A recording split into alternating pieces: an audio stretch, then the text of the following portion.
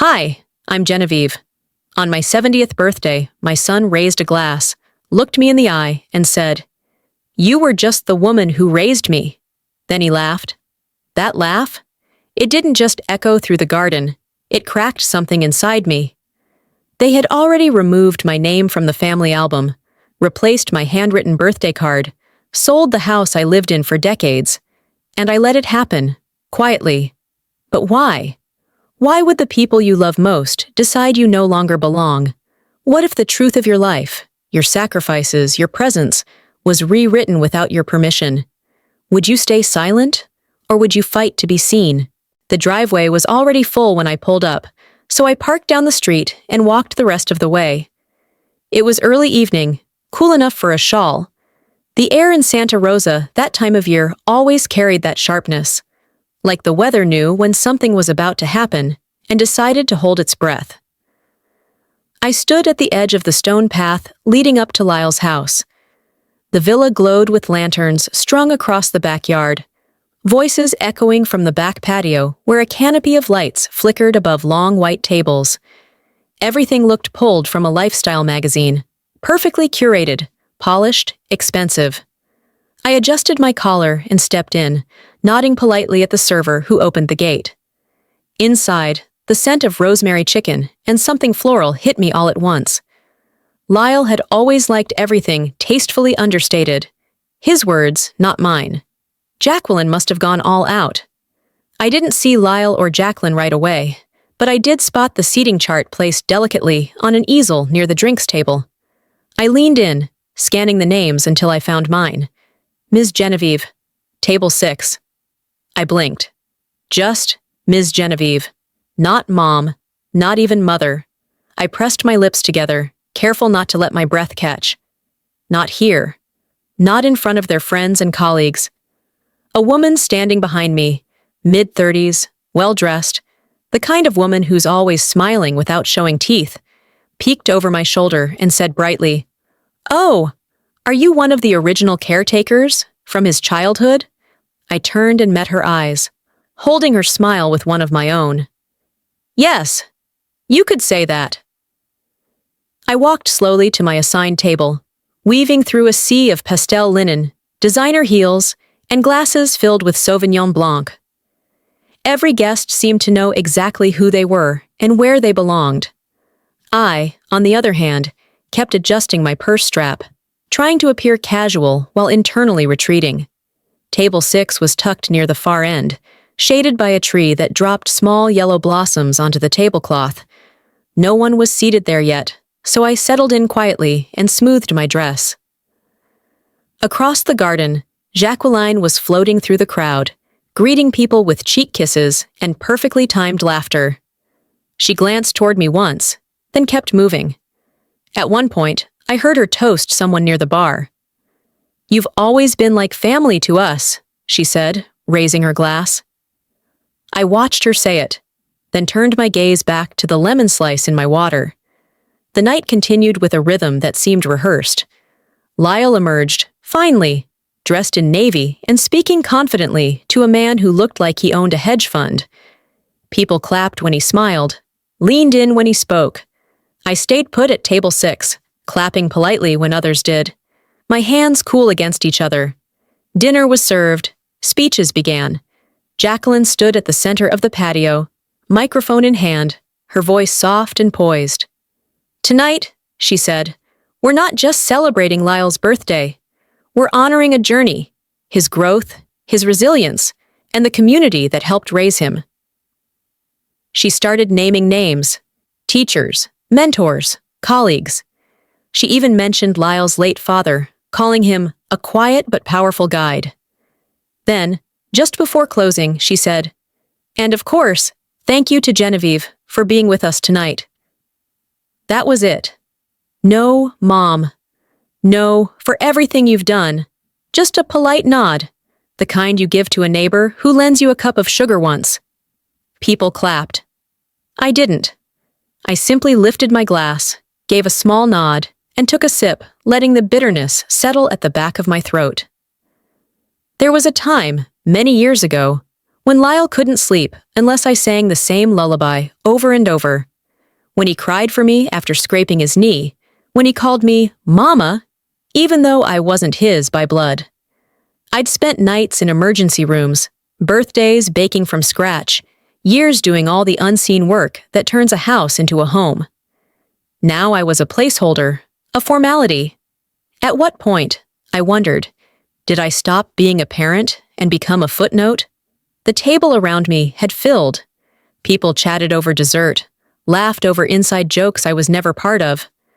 I smiled where I was supposed to, laughed lightly when someone made a comment in passing. I didn't cry. That would have given too much away. I folded my napkin neatly, placed it on my plate, and straightened my spine. They weren't going to see me break, but something deep inside. Something shifted. Not loudly, not violently, just a quiet fracture, deep and deliberate. The applause from Jacqueline's toast still echoed in my ears when I excused myself to the restroom. I wasn't escaping, not entirely. I just needed a moment, a breath, something away from the clinking forks and the sound of my name spoken like it didn't belong to anyone. When I returned, my seat was no longer where I left it. Someone had rearranged the table slightly, added another chair for a late-arriving guest, it seemed. My name card, already vague, was now perched at the far end of the banquet line, not facing the garden view, not even near the family photos lined up by the main table. It was near the kitchen doors, where waiters bustled in and out, their trays heavy with wine and half-eaten lamb. I stood there a moment, unsure whether to sit or walk away. Then, before I could decide, one of the servers brushed past, nudging my elbow. I sat down. No one seemed to notice. People carried on talking, their conversations flowing easily, clinking glasses and passing bread baskets. I adjusted my chair slightly to avoid another tray catching my shoulder. The napkin on my plate had started to unfold in the wind. I folded it again, pressing the crease slowly with my thumb. I was just settling back in when a small voice piped up behind me. "Grandma, why do people say you're not real family?" It was one of the twins, Jacqueline and Lyle's youngest. 7, maybe. Big eyes, mismatched barrettes in her hair. She was holding a napkin with chocolate frosting smeared across one corner. A hush fell over our section of the table. The adults glanced at each other. Some chuckled awkwardly. Someone said, "Kids say the darndest things," and tried to steer the moment back into normal. But I didn't laugh. I didn't answer either. Instead, I turned to the child, offered her a napkin, and said gently, "Why don't you wipe your hands, sweetheart?" She nodded and skipped away, oblivious. But I couldn't get the question out of my head. Not because she said it, but because she hadn't come up with it on her own. Children that young don't invent phrases like, "not real family." They hear them from somewhere. I scanned the table again, faces I knew from years ago, some from school fundraisers, others from church. But none of them looked at me directly. I was invisible in plain sight. My mind went back, just a few years, but it felt longer. There was that 4th of July barbecue where a neighbor asked Lyle, in front of everyone, if I was the long-time nanny. He'd laughed and said, "Something like that." No correction, no discomfort. It was happening gradually, like erosion. First I was just Mom, then Maureen, then Genevieve. Now, I was the help, politely tolerated. I spotted Jacqueline across the table. She was leaning over, laughing with one of Lyle's colleagues. Her dress shimmered slightly in the evening light. I caught her eye, just for a second. I leaned in toward her as she passed by my seat, quietly saying, "Was the seat by the kitchen intentional?" She blinked, caught off guard, then smiled that press release smile of hers. "Oh, we tried to balance the table by age. Hope you don't mind." She was gone before I could reply. Balance the table by age. As if I were some antique vase, too fragile for the spotlight, but too important to be removed altogether. I stared down at the place setting again. The silverware was polished, the glass spotless. I'd helped pick this pattern when they registered at Crate and Barrel. I remembered how Jacqueline had rolled her eyes at my suggestion of a more durable everyday set. "We entertain now, Genevieve," she'd said, emphasizing my name like it was someone else's. It wasn't the first time I'd been mistaken for staff. At a family brunch 2 years ago, one of Jacqueline's cousins had asked me to refill the mimosa pitcher. I'd done it, too stunned to correct her. Lyle had seen the whole thing. He smiled, whispered, "She thinks you're one of the helpers," and kept scrolling through his phone. I didn't say anything then either, but tonight I felt something shift. Again. Not a break. Not yet. But a bend. A hairline crack across the surface. I picked up my wine glass, tracing the rim with my finger. My knuckles were tighter than they should have been. I placed the glass back down, careful not to make a sound. They'd made me small, smaller than the place card, smaller than the seat by the kitchen, but not for long. Someone tapped a glass near the front and asked everyone to gather by the garden screen. Chairs had been moved. The night air had cooled just enough for the citronella candles to be noticeable. I stood near the edge, behind a column of flowering vines, watching guests settle in with their drinks and easy laughter. A projector flickered to life. Jacqueline's voice came over the speakers, soft and perfectly modulated. "Tonight," she said, "we've put together something special to celebrate not just Lyle's birthday, but the people who've shaped him into the man he is." I took a slow breath and tried to let the words land gently. I wanted to be proud. I wanted to see him, my boy, growing up on the screen, each milestone a testament to the years I poured into him. I braced myself for a wave of nostalgia. The opening shot showed baby Lyle giggling in a high chair, smeared with chocolate. People around me laughed softly. The next clip was him toddling in a park, clutching a kite string. Then one from Halloween. He was a pirate. A voice called from behind the camera. "Say trick or treat." It wasn't mine. I waited. The footage jumped to a school play, then a broken arm and a cast covered in messages. His high school graduation, shaking hands with the principal, tossing his cap into the air. But I wasn't in any of it. Not once. Not in the background, not in a reflection, not even as a silhouette. Moments I remembered vividly, being at the hospital when he broke his wrist, cheering from the crowd when he accepted his diploma, were all accounted for, except my presence. I stood a little straighter, as if doing so would bring me into the frame. It didn't. The video ended with a polished clip of him speaking at a company retreat. I was raised by resilience, surrounded by mentors, and built on the belief that we make our own families. The guests erupted in applause. I didn't clap, I turned away. No one noticed me slip out through the side gate into the dimly lit part of the backyard. My steps were slow, deliberate. Gravel crunched softly beneath my shoes. I found a spot near the fountain and sat down, letting the shadows cover me. I wasn't mourning being overlooked. I was mourning being removed. There's a difference. I rubbed my palms together for warmth and thought back to the Christmas 5 years ago. I'd spent weeks knitting a sweater for Lyle. His favorite shade of navy, ribbed cuffs, soft wool. Jacqueline had taken one look and set it aside. "Oh, we already got him something," she said. Later that night, he opened a package labeled, "From both parents." Inside was a generic pullover from Amazon. He'd held it up, smiled for the photo, and never once asked about the one I made. That was the first time I felt like a substitute. The breeze picked up, carrying voices from the patio. Someone made a toast. I couldn't hear the words, only the laughter that followed. I stood, brushing off the back of my skirt, and walked toward the gift table near the French doors. Among the packages and cards stacked neatly, I saw the one I'd brought for my granddaughter. A lavender envelope, tucked into a pink gift bag. Except it looked off. I pulled it from the pile and opened it, heart sinking. Inside wasn't my handwritten message. It was typed, generic, flat. "Wishing you a day full of joy and a future of bright moments." Signed, Grandma G. I stared at it. I'd written something else, something real. about how she used to fall asleep in my lap as a baby, how she loved strawberries, but only when I cut them into little hearts. I'd folded the note myself. I'd even drawn a tiny flower next to her name. It was gone, replaced by something safe, sanitized, edited. I closed the card slowly and slipped it into my purse.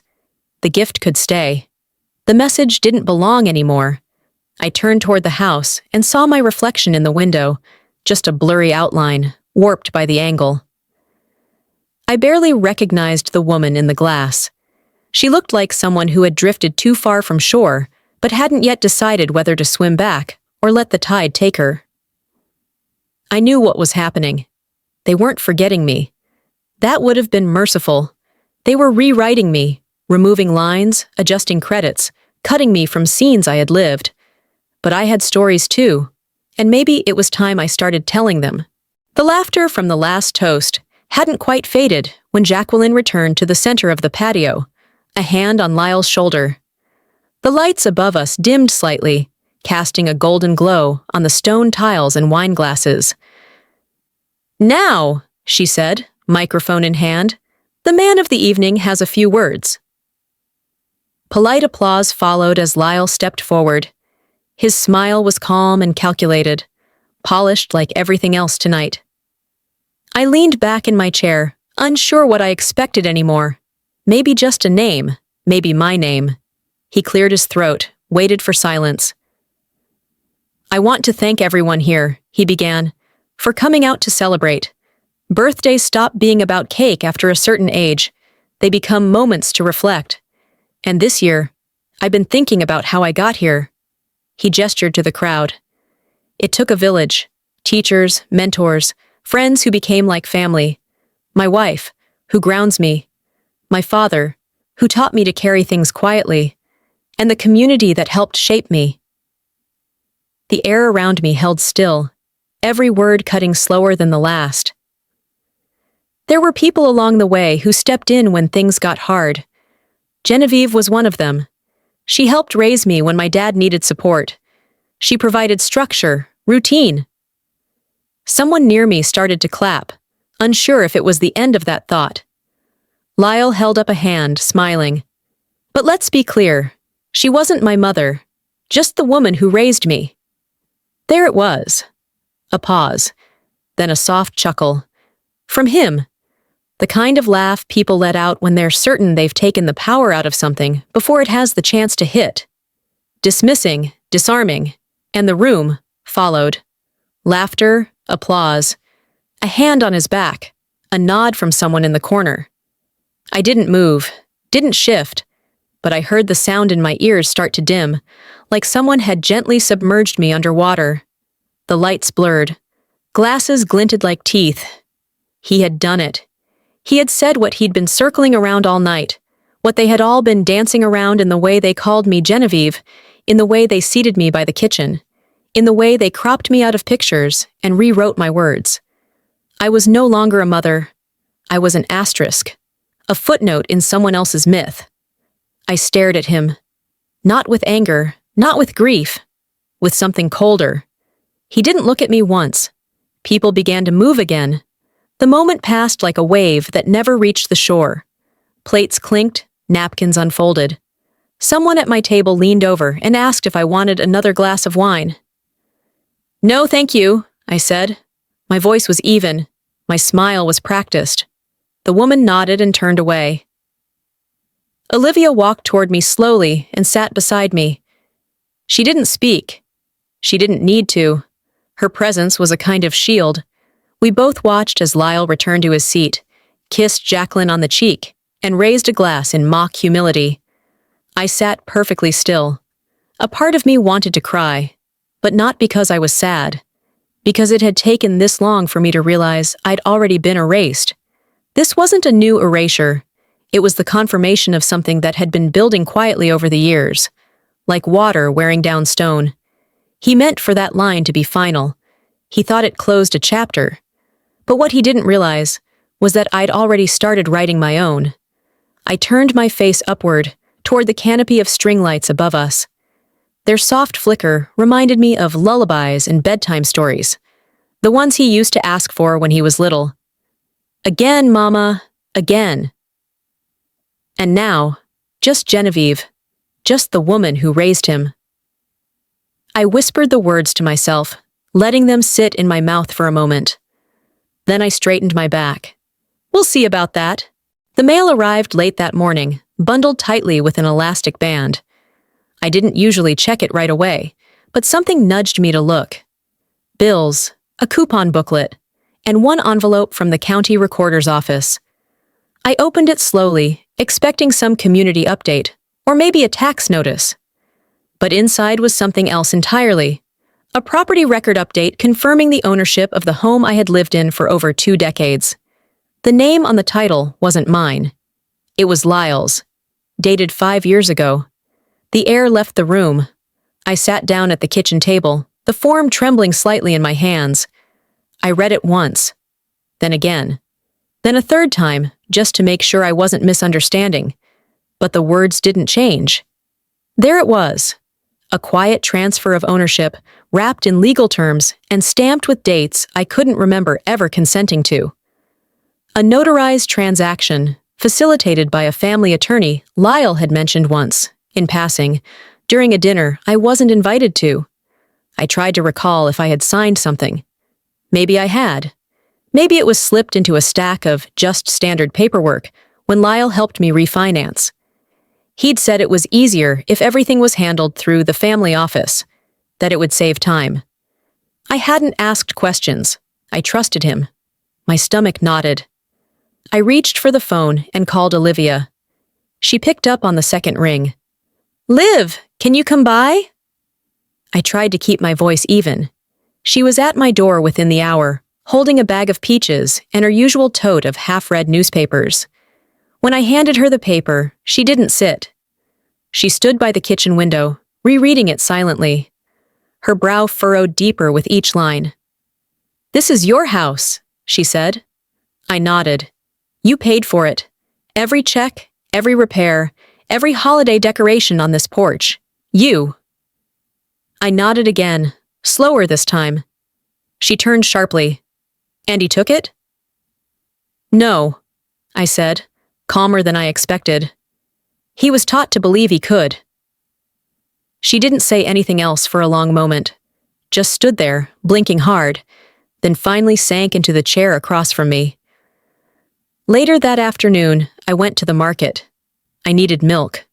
Something about the normalcy of errands felt like an anchor. As I stood in line at the register, I spotted someone I hadn't seen in years. Helen, a friend from church, back when we still held potlucks and lit candles for people we loved. She smiled, reached for my arm gently. "Still living alone, huh?" I opened my mouth to respond, but she'd already continued. "You're so independent. Lyle must be so proud." She didn't wait for an answer, just nodded, wished me a good weekend, and disappeared into the crowd of carts and coupons. No mention of the party, no, "How was the birthday?"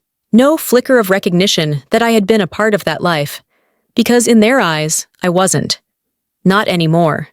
That night, back home, I set the groceries down slowly and took my time putting everything away. The light in the kitchen was soft, a little too warm, casting gold across the same countertops I'd scrubbed for years.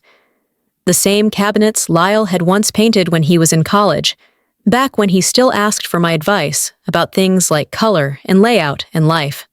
I sat down at the table, pushed aside the mail, and reached for a yellow legal pad. I drew a line down the center. On the left, what they took. On the right, what I still have. I started with the house, then my voice, then the facts, then, slowly, a plan. A call to the records office, a review of financial transfers, a list of what I had given, documented, notarized, witnessed, but never valued. At the bottom, I wrote, "They erased me. I will not stay erased," and underlined it twice. It had been a week since the party, a week since the speech, since the applause, since the moment I realized the rewrite was complete, and I had been redacted. I didn't plan to go to their house that day, but I'd promised to return a baking dish Jacqueline had lent me months ago. an olive green casserole dish I never liked using. Something told me to hand it back in person, not as a guest, not even as a mother. Just a woman with a dish and a decision to make. The house looked the same from the outside. White stone walls, black shutters, that manicured lawn Lyle never touched himself but claimed to love. I parked in the driveway, rang the bell. Jacqueline opened the door. She was dressed in a cream silk blouse, her hair pinned neatly, makeup like a magazine ad.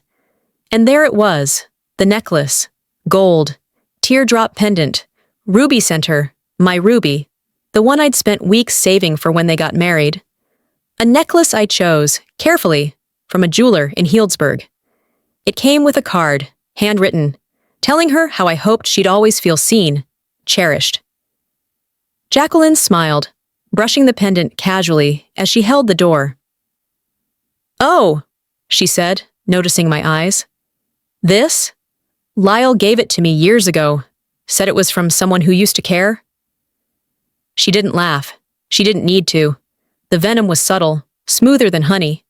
I said nothing. I handed her the dish.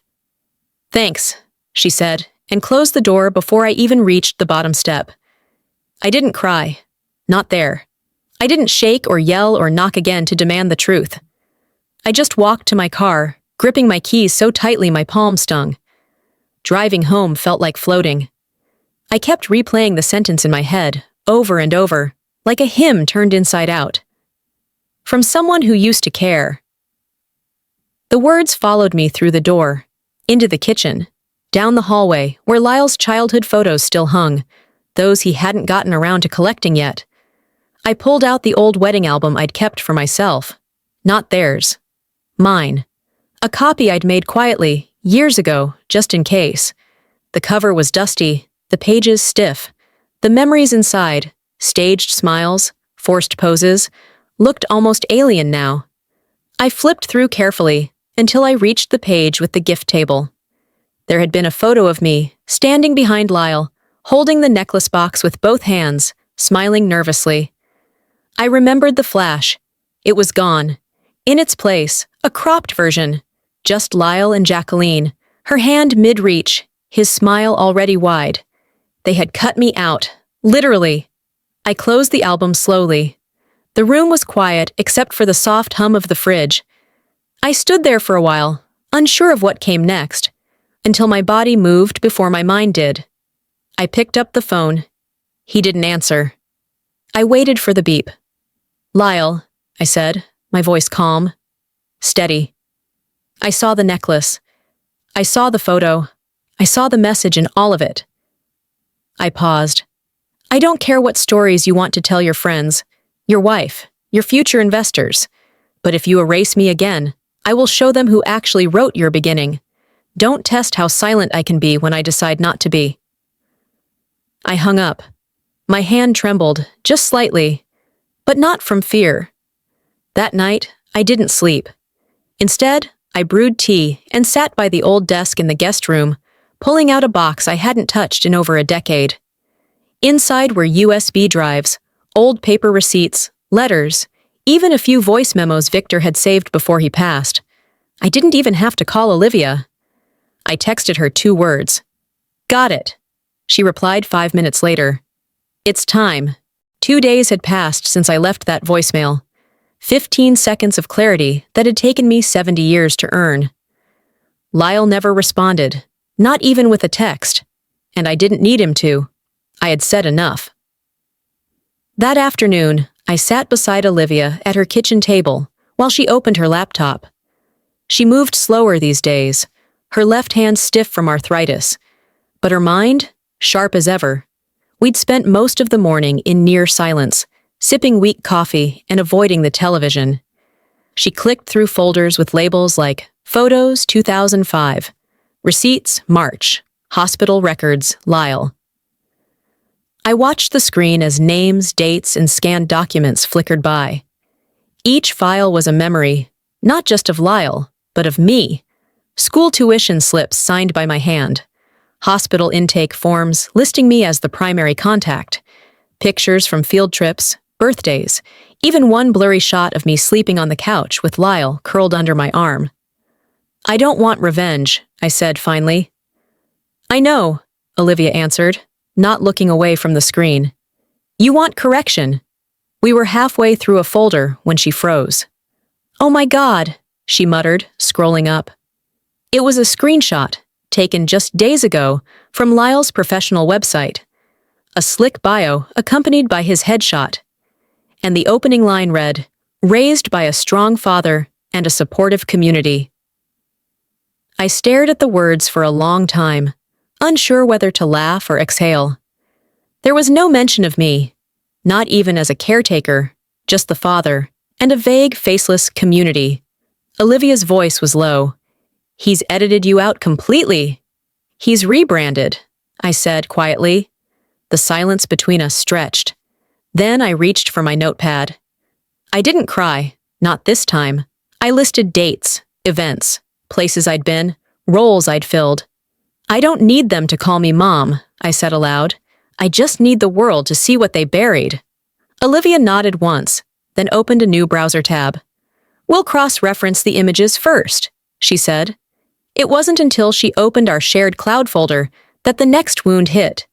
We were searching for anything Lyle had published about his early career. A blog post, a LinkedIn update, a news feature. We found one. From 4 years ago, when he launched his second company. The accompanying press release thanked seed investors and silent backers. I recognized one of the names, Aspen Bloom, LLC. That was the name of the marketing firm Lyle's ex-wife had started after their divorce. The same firm he claimed needed short-term liquidity when he asked me for help. "You wired him money for this, right?" Olivia asked. I pulled open my desk drawer and retrieved the confirmation slip. $18,000. Transferred directly from my savings account into one under his control. "He used me to build someone else's future," I said slowly. My hands curled around the paper. And now I'm not even a footnote. We spent the rest of the day organizing. Olivia created folders. I scanned receipts. We annotated every photograph, added context to each signature. That night, as the sky outside darkened into a deep indigo, Olivia turned to me with a solemn look. "Are you sure?" I nodded. If they wanted silence, they should have left me invisible. But they poked the ghost. She clicked upload. One by one, the files began syncing to a secured cloud drive, password protected, labeled meticulously. "What do we title it?" she asked. "Proof," I said. "Start with that." I walked to the window and looked out at the yard. The same patch of lawn where Lyle had played catch with Victor, where Jacqueline had taken staged photos of their kids in matching Christmas sweaters. I had stood in the background of all those moments. Now it was time to step forward. "Tomorrow," I said, "we go public." The morning light spilled across Olivia's kitchen in soft angles, brushing against the edge of her counter and the stack of old manila folders she'd laid out the night before. We sat with fresh mugs of coffee, neither of us saying much, just letting the silence stretch as long as it needed to. It wasn't the heavy kind of silence anymore. It was the stillness that comes before movement. Olivia reached across the table, pulled an old phone from the drawer, the kind Victor used to carry, the kind with real buttons and a scratch screen. She plugged it into the wall with a short charger cable, then handed me a small pair of earbuds. "It's on there," she said. "I didn't delete anything." I pressed play. The recording crackled to life, just static at first, then his voice. Tired, low, unmistakably his. "If something happens to me," Victor said, "don't let Lyle rewrite her out. Genevieve has done more for our son than I ever could. She's his mother in all but blood." The line clicked off. I sat back, hands folded in my lap, the words still ringing in my chest like a church bell long after its toll. "He said it," I whispered. "He finally said it." And just like that, I wasn't just remembering. I was recognized. Olivia slid another folder across the table. "There's more," she said. I found this when going through the old lockbox. Inside was a letter, creases soft with time. The ink faded, but still legible. It was from Lyle's birth mother. It was dated the year Victor and I married. The letter was short, direct, and stunning. "She belongs with Genevieve," it read. "I can't care for him, but she can. She will." Signed, Camille W. I didn't breathe for several seconds. Then the air returned in one long, shaky exhale. "She chose me," I said.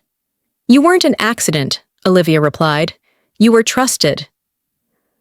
Something inside of me that had curled tight for years, maybe decades, finally began to loosen. We sat together and began the next phase. I pulled out my laptop. Olivia scanned the letter. I attached the audio file from Victor's voicemail. The post I wrote was calm, without malice, no theatrics, no accusations. Just the truth, lined up in order, like pearls finally returned to their thread. No hashtags, no order mentions, no need to tag Lyle. The truth would find its way. We uploaded the documents to a secure cloud folder and sent the link to 6 people. A journalist from the local paper, a producer for a family podcast, a retired judge who ran a legal blog, Lyle's top 3 business sponsors, people who understood evidence, people who knew how to read between lines. And then, we waited. By afternoon, the inbox pinged. First, a neighbor from years ago. "I remember you walking Lyle to school every day. He cried when you didn't do the field trip one year." Then a former Sunday school teacher. "You were the only one who knew all the kids' allergies. That mattered." Then a quiet message from someone I didn't recognize. "I interned under Lyle. He said his mother died when he was a kid. I'm so sorry." I let each message settle in its own place. Meanwhile, Lyle's publicist removed his bio page. His site went offline for maintenance. Jacqueline posted a statement, sterile and brittle. "We deeply value all who contributed to our family journey. Any mischaracterizations are unintentional and regrettable." It made things worse. Screenshots flew. The old bio resurfaced on forums. A thread titled, "Erased Mother Reclaims Story." By evening, I was back on my porch, a warm blanket around my shoulders, and a glass of sweet tea at my side. Olivia joined me, her phone buzzing every few minutes. I stared at the stars. "That was never about revenge," I said. She nodded. "It was about being seen." "Just once," I added. She looked at me. "You didn't just get seen, you rewrote the story." 1 week after the post went live, the air in my house felt different. Lighter, maybe. Or maybe I was just breathing differently now, no longer shrinking into the corners of my own life. The headlines trickled in, soft at first, then louder. "Founder's mother reveals truth behind success story." Not just the help, one woman's role in building a legacy. There were no lawsuits, no counters from Lyle's camp. But I watched quietly as certain sponsors pulled their logos from his website. 2 press appearances were canceled. The homepage of his company read, "Under construction." I didn't smile exactly, but I felt still, settled, like the tide had turned and I wasn't drowning in it anymore. The mail was heavier now, mostly letters, handwritten, folded neatly, smelling faintly of lavender or mothballs. Some were typed, some printed from shaky home printers. Many began with the same words. "We always knew." One woman wrote, "I remember seeing you at the school pickup line every day. You brought him an umbrella when it rained. He never waited alone." A former neighbor said, "You were the only one who brought a casserole when my mother passed." That kind of thing sticks. Even his old principal emailed me. "You were always the first to show up and the last to leave. Lyle used to talk about your banana muffins." I didn't reply to most, but I read every single one. What surprised me more were the strangers, people who'd read the story, heard the audio, seen the letter from his birth mother. People who said, "I had a Genevieve too, and I never said thank you." People who needed a name for the love they grew up with. A name that wasn't on their birth certificate, but should have been. As for Lyle, he didn't call. He didn't write. He didn't show up. a silence colder than denial. The kind of distance you can't cross unless someone meets you halfway. And he wasn't moving. Jacqueline deleted her social media account. Olivia found out through a friend that she'd been pulled from a sponsorship board. Public image was everything to her, and for once, there was no gloss thick enough to hide the cracks. One morning, I found a thick envelope in my mailbox. It was unsigned, but the contents were clear. A legal notice stating that the eviction process had been halted. No explanation, no apology, just silence, folded into manila paper. That afternoon, Olivia came over, walking slower than usual. We sat on my porch, 2 mugs of chamomile steaming between us. "I've been meaning to tell you," she said. "I'm going in for surgery next month." I turned to her.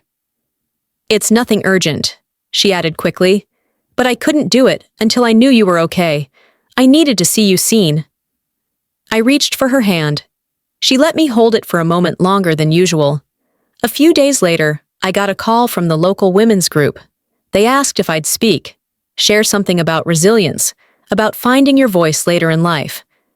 I said yes. When I stood at that podium, I didn't tell them about Lyle. Not directly. I talked about how some people love loudly, while others build their love into the cracks of everyday life. How it's easy to overlook the ones who hold the door open, stay quiet when they're hurt, or keep showing up after they've been told not to.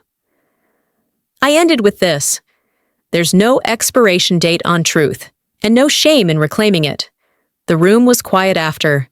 Then someone clapped. Then another. That night, I baked myself a cake. Nothing fancy, just vanilla with lemon icing.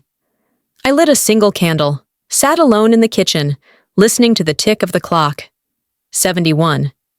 I closed my eyes, breathed in. "Happy birthday, Mom," I whispered, and I blew the candle out. They say truth is a quiet thing. It doesn't scream, it doesn't beg. It waits. Sometimes for decades. But when it arrives, it stands tall.